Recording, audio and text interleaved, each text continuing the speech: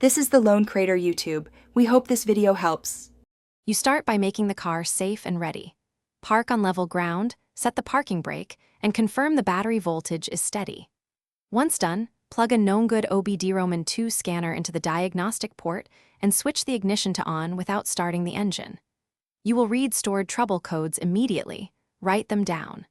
These fault codes tell you why the dashboard light is on and direct the only correct fix instead of randomly clearing the lamp.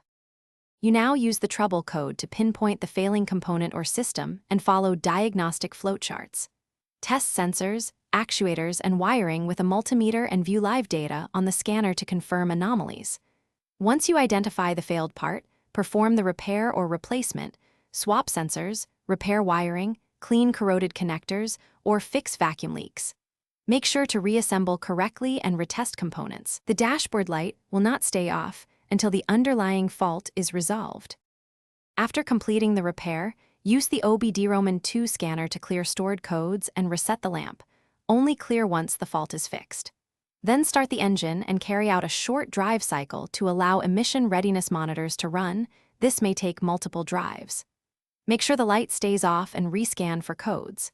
If the dashboard lamp returns, you must scan again, note any new or persistent codes, and repeat diagnosis on the specific failing area. Thanks for watching. Consider subscribing if we helped you.